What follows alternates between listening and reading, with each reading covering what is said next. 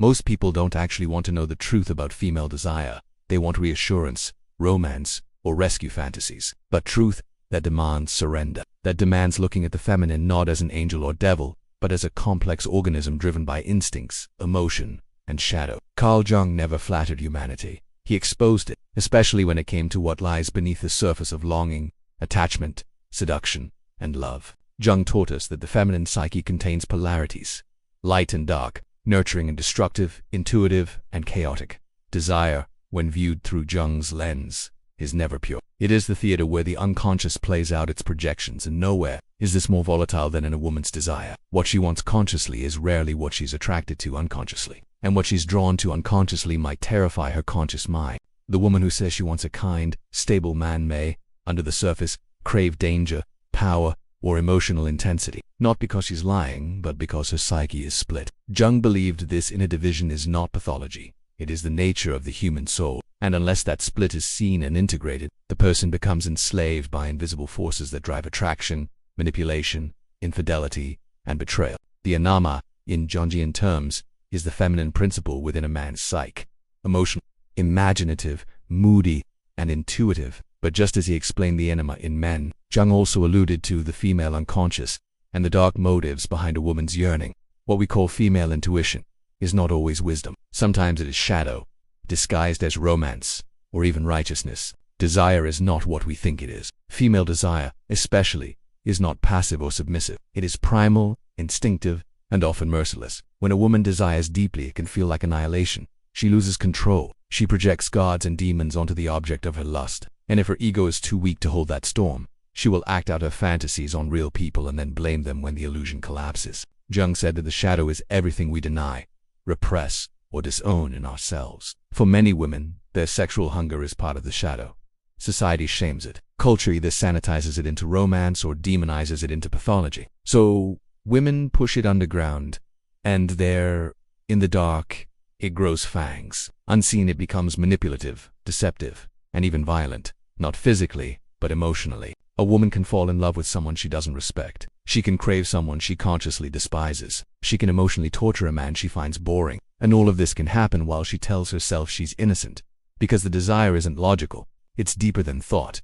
It lives in the subconscious. And if she hasn't done the work to meet her shadow, she will destroy others while claiming victory. Men are taught to fear rejection. Women are taught to fear abandonment. But underneath both of those is a more primal terror, being truly seen. Because if you see a woman's real desires, the hunger for dominance, the craving for chaos, the lust for transformation through pain, you might run. And if she sees your indifference to her illusions, she might kill the fantasy that keeps her emotionally alive. Jung said projection is the root of most human misunderstanding, and women project unconsciously just like men. They might project their unresolved father issues onto men with power. They might project their desire to be ravished onto emotionally unavailable men. They might even project their own guilt onto good men and punish them for being safe. Projection distorts perception, and distorted perception kills intimacy. The feminine wants to merge, but the shadow feminine wants to consume.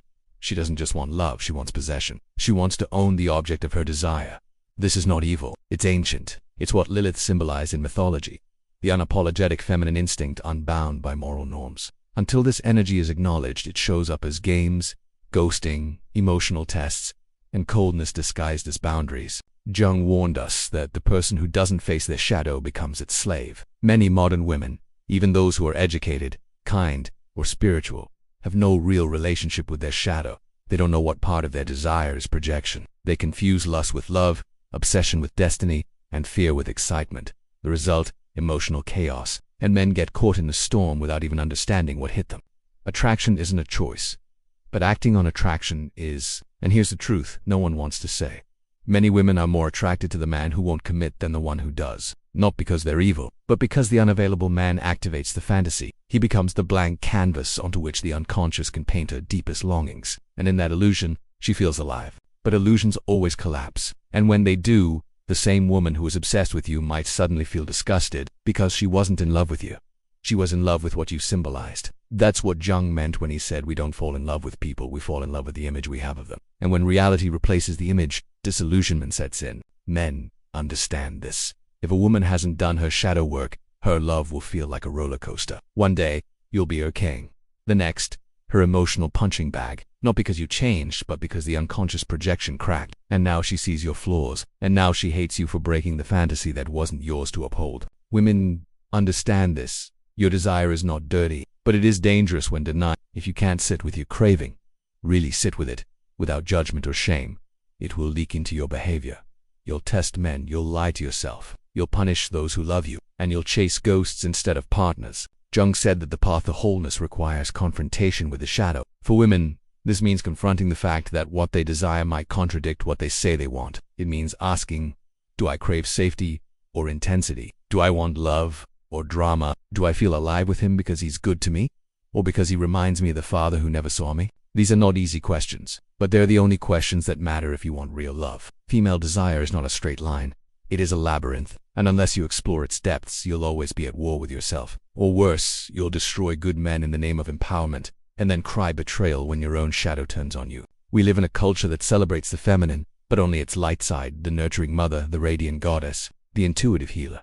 But where is the space for the dark feminine, for the one who desires dominance, craves surrender, and finds ecstasy in letting go of control? Jung knew that until we honor the whole of the psyche, we will remain fragmented. Female desire, when integrated, is powerful. It heals, it transforms, but when suppressed or distorted, it manipulates, punishes, and sabotages. And men feel this deeply. Even if they can't name it, they know when a woman's desire is clean, and when it's contaminated by unconscious trauma. So many men are chasing women who don't even know what they want. And so many women are chasing fantasies that never end in love, only in pain. Why? Because neither party is being taught to examine their inner world. Jung's psychology wasn't about fixing symptoms, it was about becoming whole. That wholeness demands that we face what we fear most, especially in love. Female desire isn't fragile. It is fierce, but it's also confused, because when a girl grows up being told to be good but feels wild inside, she learns to split. And when a woman splits, she becomes two people.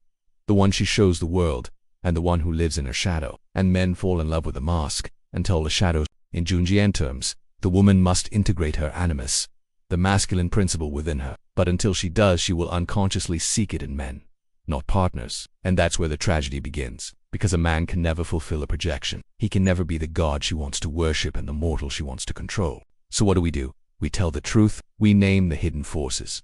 We face our shadow. Women must be brave enough to admit that their desire is messy. Men must be wise enough to see when they're being projected onto. And both must commit to the uncomfortable, beautiful, excruciating work of individuation. Becoming whole. Because only when we stop seeking completion in others can we begin to love for real.